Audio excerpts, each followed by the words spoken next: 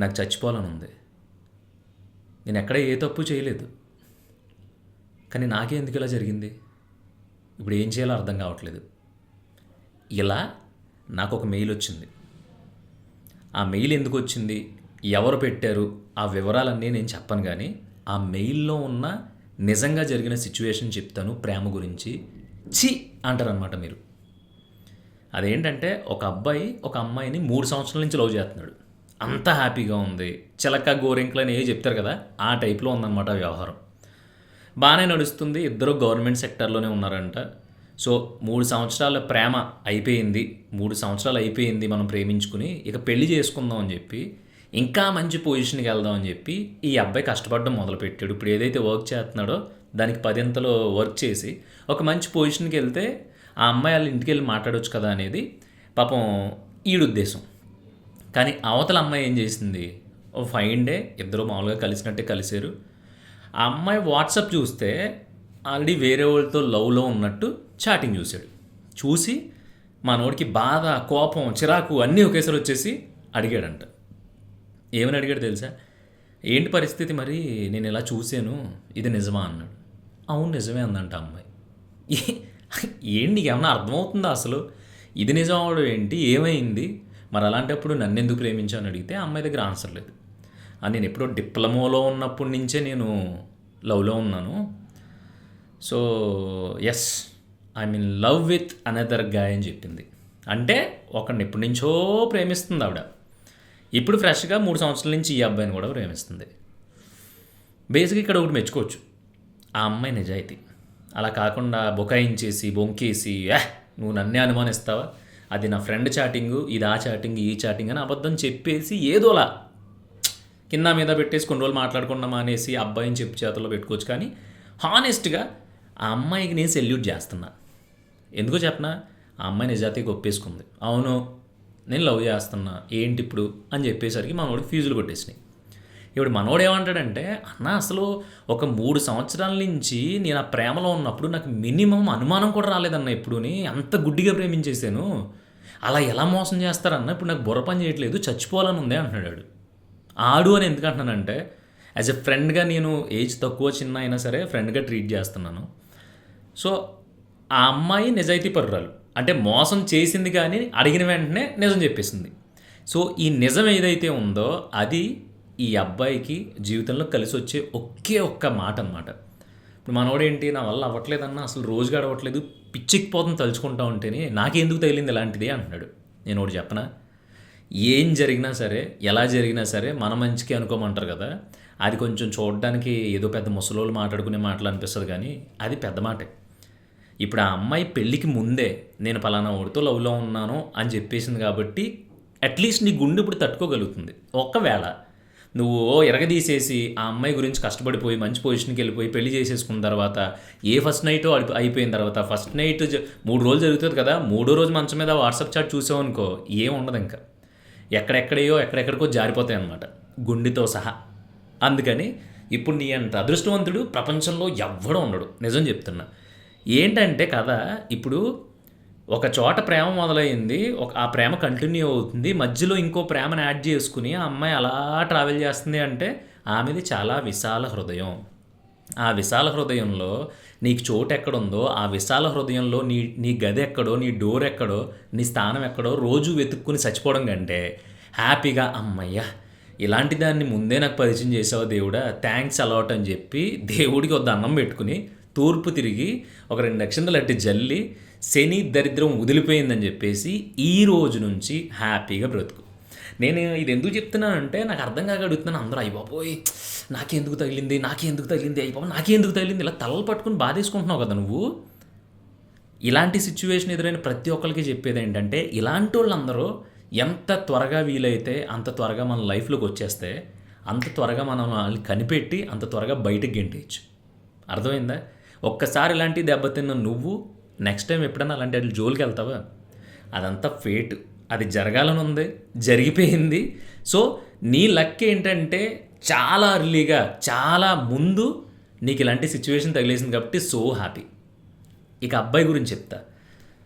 నేను చెప్తున్నాను కదా, అమ్మాయిలకి ఎవడైనా సరే ఆడు ఆ పై పై మెరుపులు అంటారు కదా, అలా పై పై మెరుపులు మెరిపించేవాడిని మెజారిటీ అమ్మాయిలు ఇష్టపడతారు. ఎందుకంటే వాళ్ళ ఇంట్లో ఉండే రిస్ట్రిక్షన్స్ వల్ల, వాళ్ళ ఇంట్లో ఉండే కొన్ని కొన్ని సిచ్యువేషన్స్ వల్ల అమ్మాయిల మైండ్ సెట్ ఎలా మారిపోద్దంటే, ఎవడైనా కొంచెం సైగ్గా, కొంచెం డిఫరెంట్గా, కొంచెం యాటిట్యూడ్తో కనిపించాడనుకో, ఈడే మన రాజా, ఈడే మన హీరో అనుకుంటారు. సో ఆ హీరోలు, ఆ రాజ్యాలందరూ సగంలోనే సంకనాగించి వెళ్ళిపోతారనమాట. ఎగ్జాంపుల్ చెప్పనా, ఇప్పుడు ఈ అబ్బాయి నేను ఉన్న పొజిషన్ని ఇంకా బెటర్ చేసేసుకుని, ఇంకా కష్టపడి ఒక మంచి పొజిషన్కి వెళ్తే వాళ్ళ ఇంట్లో మాట్లాడడానికి ఉంటుంది, నాకు అర్హత ఉందని చెప్పడానికి ఉంటుంది. ఆల్రెడీ నేను జాబ్ చేస్తున్నాను గవర్నమెంట్ సెక్టర్లో, ఇంకా పొజిషన్ పెంచుకోవాలని తాపత్రయపడుతున్నాను, ఈలోపు ఇది తెలిసింది అన్నాడు. సో ఇక్కడేంటి, ఈడు హీరో కాదు, ఈడొక కామన్ మ్యాన్లా, ఒక మగాళ్ళ బిహేవ్ చేసి తన స్థాయిని పెంచుకుని తర్వాత ఆ అమ్మాయిని దక్కించుకోవాలనేది ఈడి ఫిలాసఫీ. కానీ ఆ పక్కన ఆడు ఎప్పుడో డిగ్రీ చదివాడంట, డిస్కంటిన్యూ అంట, 5 సంవత్సరం నుంచి ఖాళీగా ఉంటున్నాడంట. అయినా సరే ఈ యువరాణి గారు వెళ్ళి ఆ యువరాజు గారు కూడా తిరుగుతున్నారు.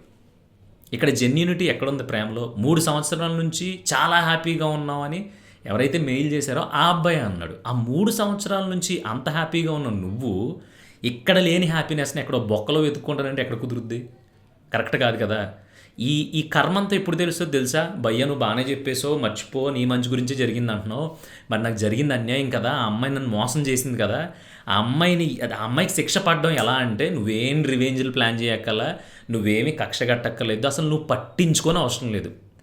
ఎందుకో చెప్పనా, ఒకానొక టైం వస్తుంది. ఆ టైంలో ఇప్పుడు ఏదైతే కాదనుకుని కాళ్ళ దగ్గర తన్నేసుకుని వెళ్ళిపోయిందో అది దక్కకుండా రేపన్న రోజు 35 సంవత్సరాలకో 40కో 45 సంవత్సరాలకో ఒక రోజు వస్తుంది. ఆ రోజు ఇంట్లో కూర్చుని గొక్క పట్టి ఏడ్చినా సరే ఎవ్వడూ పట్టించుకోడు. ఫర్ ఎగ్జాంపుల్ చెప్తున్నాను నేను, ఒక చిన్న ఎగ్జాంపుల్ చెప్తా.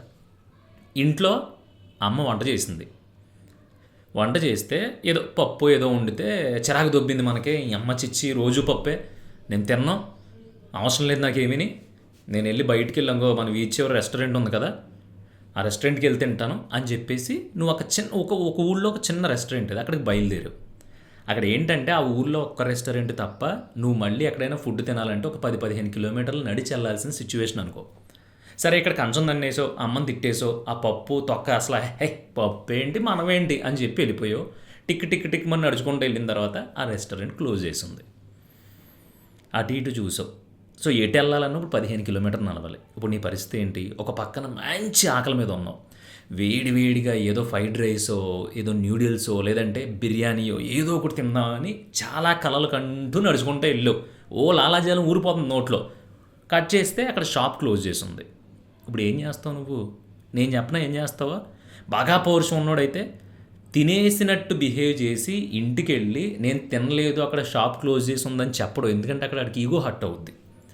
అలా చెప్పకుండా ఇంకెప్పుడు వండకో, ఈ రోజైతే బయట తినొచ్చాను కానీ రోజు ఎక్కడ వెళ్తాం బయటికి, కనీసం ఏదో ఒకటి వండు అని చెప్పేసి వాళ్ళ అమ్మ మీద మళ్ళీ ఒక 2 మాటలు అనేసి గదిలోకి వెళ్ళి కూర్చుని ఒక గ్లాసు 2 గ్లాసులో మంచిలు తాగేసి అయ్యి బాబు చిచ్చి అనవసరంగా కాదని వెళ్ళిపోయాను అని చెప్పి రియలైజ్ అవుతాడు. చూసావా? ఆ సమయంలో ఆ పప్పు స్మెల్లో, తోటకూర పప్పు లేదంటే దాన్ని ఏమంటారు పెసరపప్పు ఏదో వండుతారు కదా ఇంట్లో, దాని నుంచి వచ్చే తాలింపు స్మెల్లో ఎలా ఉంటుందంటే నిజంగా ఒక పంచభక్ష పరిమాణాల కంటే అద్భుతంగా నీ ఇమాజినేషన్కి వచ్చేస్తుంది అనమాట. ఒక్క ముద్ద తినేసి ఉంటే బాగున్ను, ఆ కొద్ది క్షణం అమ్మ మీద అరవకుండా ఉంటే బాగున్ను, అసలు తినేస్తే బాగుండు కదా నీ అమ్మ, లేదంటే బిర్యానీ ఏ సాయంత్రం తినేవాళ్ళం, ఇప్పుడేమో ఆకలి వేసేస్తుంది, నాకు దోవలు తీరాలే అని మనసులో ఖచ్చితంగా అనిపిస్తుంది. ఇలా అనిపించి ఉండుంటుంది, చాలామంది ఫేస్ చేసి ఉంటారు ఈ ఇష్యూని. అలాగే ఇప్పుడు ఆ అమ్మాయి నేను తన్నుకుని వెళ్ళిపోయింది కదా, ఉంది నాకు, నేను లవ్లో ఉన్నాను ఆల్రెడీ, జస్ట్ నీతో ట్రావెల్ చేశానంటే అన్నట్టు బిహేవ్ చేసింది కదా. సో ఇప్పుడు ఒకవేళ నిన్ను ముద్దపప్పు శుద్ధపప్పు అనుకుందనుకో, రేపొద్దున ఇదే పప్పును తన్నేసి అక్కడెక్కడో ఊరి చివరి నుండే రెస్టారెంట్లో బిర్యానీ ఉందని చెప్పి వెళ్ళిపోయింది కదా, ఆ బిర్యానీ కలకాలం ఉండదు.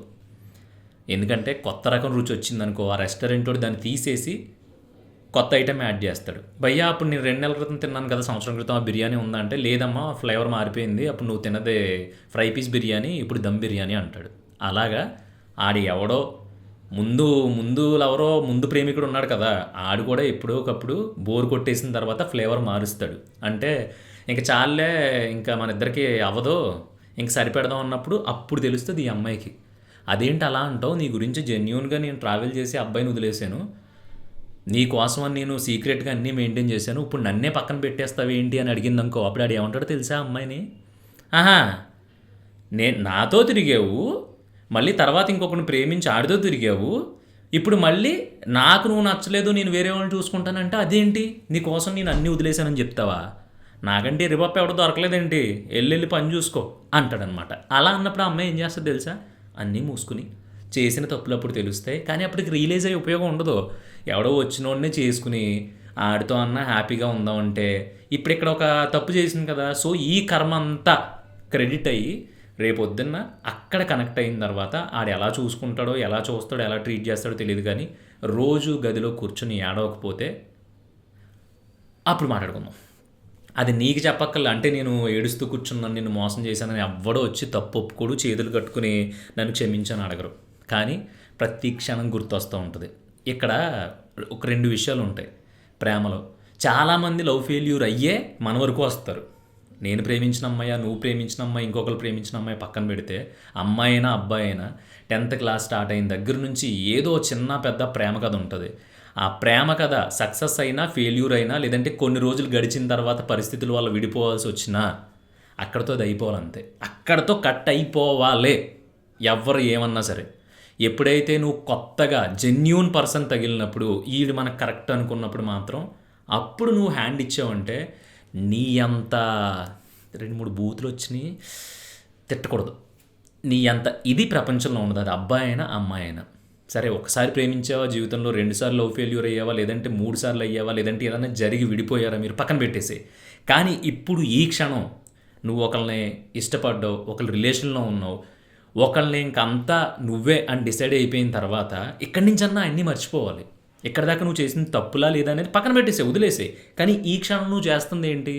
ఈ క్షణం నువ్వు ఎంతమందితో అన్నా ఇది చేసి ఉండొచ్చు, ఎంతమందితో అది చేసి ఉండొచ్చు, ఇంకోటి వాట్ ఎవర్ ఇట్ ఈజ్. నేను ఇంత పచ్చిగా మాట్లాడడానికి రీజన్ ఏంటంటే, మనం పతివ్రతల్లో ఇలా కూర్చుని నేను కూడా శుద్ధపోసలాగా ప్రేమ అంటే ఒకసారే పుడుతుంది, ప్రేమ 4-5 సార్లు పుడితే అది ప్రేమ అనరు, ప్రేమ స్క్వేర్ అంటారు, ఇలాంటివి నేను చెప్ప. ప్రతి ఒక్కడికి బేవచ్చమైన ఫ్లాష్ బ్యాక్లు ఉన్నాయి ఇక్కడ, అమ్మాయికైనా అబ్బాయికైనా. కానీ ఈ టైంలో జెన్యూన్గా నువ్వు స్టార్ట్ చేద్దాము ఒక రిలేషన్, ఒక లవ్, లేదంటే ఒక ఫ్యామిలీ అని చెప్పి నువ్వు అనుకున్నప్పుడు, ఒక పెళ్ళి అని నువ్వు అనుకున్నప్పుడు, గతం ఏదైతే ఉందో అది 100కి 1000% నీ లైఫ్లోకి రాకూడదు. అంతే, అది కరెక్ట్. ఇప్పుడు ఇద్దరు ప్రేమ జంట రోజు పార్కులో లేదంటే షికార్లో తిరుగుతున్నారంటే రేపు పొద్దున్న వాళ్ళిద్దరూ పెళ్లి చేసుకుంటారు అనేది గ్యారంటీ ఉండదు. మీ కళ్ళు ఎదురకుండానే మీ సిటీలో మీ ఊళ్ళో ఎంతమంది ప్రేమికులు లేరు, వాళ్ళందరూ పెళ్ళిళ్ళు చేసేసుకుంటారు లేదు కదా. చివరికి వాళ్ళ లైఫ్లోకి ఎవరొకళ్ళు వస్తున్నారు. అమ్మాయి లైఫ్లోకి ఒక అబ్బాయి వస్తున్నాడు, ఎవడో అబ్బాయి లైఫ్లోకి కొత్త అమ్మాయి వస్తుంది. వాళ్ళు వచ్చిన తర్వాత కూడా మనం కొత్తగా ఏ పాత జ్ఞాపకాలన్నీ కలెక్ట్ చేసుకుని పాతవన్నీ ఇది చేసేసుకుని అక్కడ ఉన్నాం అనుకో, దానంత వరస్ట్ ఇంకోటి ఉండదు. అలాంటి వాటి వల్ల లైఫ్ ఒక్కసారి డిస్టర్బ్ అయిపోయి ఆ జెన్యూన్గా ఉండే పర్సన్ మన మీద చిరాకు పుట్టి వెళ్ళిపోయాడు అంటే మళ్ళీ నువ్వు ఆ జెన్యూనిటీని వాళ్ళ కాళ్ళు పట్టుకుని మనిషిని తెప్పించుకోగలవేమో, కానీ నీ మీద ఉండే అనుమానాన్ని, నీ మీద ఉండే దాన్ని నువ్వు పోగొట్టలేవు. సర్వనాశనం అయిపోయినట్టే లైఫ్. ఇంక నువ్వు ఎంత సంపాదించినా, నువ్వు ఒకళ్ళ భార్యగా ఉన్నా, ఒకళ్ళ భర్తగా ఉన్నా, ఏమైనా సరే ఆ దిక్కుమాలిన అనుమానం ఉంటుంది చూసావా, అది పోయి సావదు. అందుకని నేను ఏం చెప్తున్నానంటే, ఒక 3 సంవత్సరాలు ప్రేమించిన అబ్బాయిని టక్కుమని ఒకటి చూసి ఇది ఏంటి జరిగింది అంటే, అవును నేను చేస్తున్నాను, నేను చేసాను అని ఒక అమ్మాయి చెప్పేసింది అంటే నిజంగా అసలు బయట ఏం జరుగుతుంది అనేది మీకు క్లారిటీ వచ్చేసి ఉంటుంది. ఇక్కడ ఎవ్వడూ జెన్యూన్ పర్సన్ కాదు. కానీ మనలాగా ఎవరూ లేరేంటి, నాకే ఎందుకు ఇలా జరుగుతుంది అన్నప్పుడు అలాంటి సమయాన్ని మనం చూసి, అలాంటి టైంని చూసి, ఆ కష్టాలన్నీ పడొచ్చిన తర్వాత నిజంగానే మనలాగా బిహేవ్ చేసే, లేదంటే మనకి నచ్చి ఒక పర్సన్, ఒక ఆబ్జెక్ట్ మనకు దొరికినప్పుడు దాని దగ్గర మనం జెన్యూనిటీగా లేవనుకో, ఇంక నీ లైఫ్ అక్కడితో ఆఖరవే. ఇంకెవ్వరు నమ్మండి నిన్ను. ఎందుకంటే చెప్తున్నాను కదా, ఈ అమ్మ కాన్సెప్ట్ చెప్పాను కదా, పప్పన్నం తన్నేసి బిర్యానీ కోసం వెళ్తే అక్కడ షాప్ క్లోజ్ చేస్తుంటే మళ్ళీ ఇంటికి వచ్చి ఈ అమ్మ ఇదేంట్రా బాబు అది తినేస్తుంటే సరిపోయేది, ఇది ఒక్క పూటకి ఆ గొడవ ఒక్కటి పడకుండా ఆ 4 ముద్దలు తినేస్తే సాయంత్రం వెళ్ళి బిర్యానీ తినేవాళ్ళం అని కథ ఉంది చూసావా. అదే నేను రాసుకున్నది కాదు, ఇన్స్టెంట్గా నేను చెప్తున్నాను అది. అందుకని దయచేసి ప్రేమలో ఉన్నవాళ్ళు, లేదంటే రిలేషన్లో ఉన్నవాళ్ళు ఎవరైనా కావచ్చు, వాళ్ళందరూ ఏంటంటే ఒక హై కోసం కాకుండా ఒక హానెస్టీ అయితే మెయింటైన్ చేయాలి, బిల్డ్ చేసుకోవాలి కూడా. ఎందుకు ఎన్ని రోజులు అన్ని రకాల ఈ పొంతలన్నీ తడుముకోవడం ఎన్ని రోజులు? అన్ని రోజులు కాదు కదా. ఎలా ఉండాలంటే టక్కుమని మనం ఫేస్ టు ఫేస్ కూర్చుని ఒకళ్ళనొకళ్ళు 2 పీకి మాట్లాడుకునేలా ఉండాలి. అంతే తప్ప అమ్మో ఈడు వచ్చేస్తున్నాడు, ఇప్పుడు ఈడు తెలిస్తే ఇప్పుడు ఏమైపోద్ది ఏంటో ఇలాంటివన్నీ వద్దు. అందుకని నేను నాకు ఎవరైతే మెయిల్ పెట్టారో ఆ అబ్బాయికి చెప్పేది ఏంటంటే, నువ్వు చాలా అదృష్టవంతుడు బాసు. ఎంత అదృష్టవంతుడు అంటే ఎక్కడో మచ్చేసుకుని పుట్టేసావు అంతే. లేదంటే నువ్వు ఒకవేళ ఇవన్నీ తెలియకుండా పెళ్లి చేసేసుకుని ఉంటే తర్వాత ఎప్పుడైనా నువ్వు వాట్సాప్లో చూసావు ఆ మెసేజ్లో ఆ చాటింగ్ వాళ్ళు లవ్వు, అదే నీ కొంపలో చూసావు అనుకో అప్పుడు ఆగిపోద్ది గుండె. అవసరం మనకే. హ్యాపీగా అమ్మ వాళ్ళు పెంచారు, ఏదో గవర్నమెంట్ జాబ్ అంటున్నావు, ఇంకా దానికి మించి నీకు మించి కోటీశ్వరుడు ఎవడో రేపు పొద్దున్న నుంచి పొద్దున్నే 5ంటికి లేవు. 5ంటికి లెగిసి హ్యాపీగా రన్నింగ్కో జిమ్కో పో. అర్థమవుతుందా? అమ్మ బాబులు ఉంటారు కదా, వాళ్ళు చూసిన సంబంధం చేసుకో. ఎందుకంటే ఒక స్టేజ్ వచ్చిన తర్వాత, ఒక స్టేజ్కి వెళ్ళిన తర్వాత, అన్ని దరిద్రాలు చూసేసిన తర్వాత మనం చేయాల్సింది ఏంటో తెలుసా? మనం తీసుకునే నిర్ణయాలన్నీ ఫెయిల్ అవుతున్నాయి అన్నప్పుడు అమ్మ బాబుల మాట విన్నాం అనుకో, కనీసం వాళ్ళు పడిన కష్టం వాళ్ళ ఆశీర్వాదాల వల్ల లేదంటే వాళ్ళ ప్రేమ వల్ల వాళ్ళు చూపించిన దారిలో అయినా నీకు ఒక మంచి అమ్మాయి దొరుకుతుంది. ఇది నమ్ము. ఇది నమ్మకుండా నా మైండ్లోంచి పోవట్లేదు, నాకు పాత జ్ఞాపకాలు గుర్తొస్తున్నాయి అంటే అలాంటి వర్స్ట్ క్యాండిడేట్లతో నువ్వు ఇంకా జ్ఞాపకాలు గుర్తుపెట్టుకుంటున్నావు అంటే నిజంగా నిన్ను కొట్టాలి కర్ర తీసుకుని. నాకు కనిపిస్తే మాత్రం కొడతా, కర్ర తీసుకుని ఉరికించి కొడతా. అందుకని రేపొద్దు నుంచి అన్నీ వదిలిపడదొబ్బు. ఇప్పుడు నిన్ను వదిలేశారు, అర్థమవుతుందా? నిన్ను వాళ్ళు వదిలేశారు అంతే. ఎందుకు వదిలేశారు? ఒక తప్పు చేసిన వల్ల వదిలేశారు. నీకు డైరెక్ట్గా దొరికిపోవడం వల్ల వదిలేశారు అంతే తప్ప నువ్వేం చేతగానివ్వడనో లేదంటే నువ్వు నచ్చలేదు, నువ్వు తెల్లగా లేవు, నువ్వేమో జాబ్ బాగాలేదు, నీ శాలరీ బాగాలేదు, నువ్వు నన్ను ప్రేమగా చూసుకోవట్లేదు అని నిన్ను వదిలేలా. నువ్వు ఒక జెన్యూన్ సోల్గా నువ్వు ఒకళ్ళనే నువ్వు నాకు కరెక్ట్ కాదు, నా స్థాయికి తగ్గ నా ప్రేమకి నువ్వు అర్హురాలివి కాదు అని చెప్పి నువ్వు వదిలేసావు. నీది అప్పర్ హ్యాండ్. ఇక్కడ ఈగో ఉండాల్సిందే, ఖచ్చితంగా ఈగో ఉండాల్సిందే. లేదంటే నానా సంఖ్యలో నాకు నువ్వు ఉద్యోగం చేసి ఆ ఉద్యోగంలో ఇంకో పొజిషన్కి వెళ్ళి ఆ అమ్మాయిని బాగా చూసుకోవాలి, మంచి పొజిషన్కి వెళ్తే వాళ్ళ ఇంట్లో మాట్లాడవచ్చు అని నువ్వు ఆడికాళ్ళు ఈడికాళ్ళు పట్టుకుని అక్కడ ఇక్కడ గట్టిగా వర్క్ చేసేసుకుని బట్టలు చింపేసుకోవడం ఏంటి? ఆవిడేమో ఎప్పుడో డిప్లొమా నుంచి స్టార్ట్ చేసాము, అవును ఎస్ వీఆర్ ఇన్ లవ్ అనడం ఏంటి? చిరాగ్గా అనిపించట్లే నీకు? సో ఇన్ని రోజులు అరే నీ ఎప్పుడు ఇన్ని రోజులు నా వాల్యుబుల్ టైంని నేను వదిలిపడదొబ్బాను, ఇలాంటి వాళ్ళ కోసమా నా వాల్యుబుల్ టైం వదిలేసాను అని నువ్వు సిగ్గుపడాలి, చిరాకు రావాలి నీకు, అంతే తప్ప బాధ రాకూడదు. బాధ వచ్చింది అంటే కనుక నువ్వు అసలు దాన్ని ఏం చెప్పాను కదా ఇందాడ కర్ర ఇచ్చి కొట్టాలని. అలాగా అరే బాసు మగోళ్ళంతా ఇలా వీక్ అయిపోతున్నారు ఏంట్రా నాయన? ఆ వీక్ అయిపోవడం మానేయాలి మనం.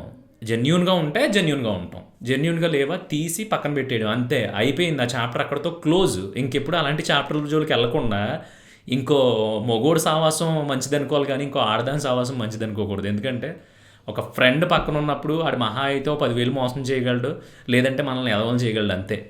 అదే ఒక అమ్మాయి కొట్టి దెబ్బ ఉంటుంది చూసావా, అది గుండె లోపల గోడలకి అతుక్కుపోద్ది అంటారు చూసావా, అలా అతుక్కుపోకూడదంటే ఇక్కడ నువ్వు గొప్పోడివి, నీ డెసిషను, నీ ప్రేమని దాన్ని ఏమంటారు అచీవ్ చేసేంత స్థాయి కాదు అవతలది, చాలా కింద ఉన్నారు అక్కడెక్కడో కింద. దీన్ని బట్టి అర్థం చేసుకుని రేపు పొద్దున్నే చెప్తున్నాం కదా, పొద్దున్నే లేచి జిమ్కి పో, 5ంటికి లేచిపో. అమ్మా నాన్నలు ఖచ్చితంగా నీకంటూ నీ స్థాయిని పెంచే అమ్మాయినే తీసుకొస్తారు తప్ప దించే అమ్మాయిని అయితే తీసుకురారు.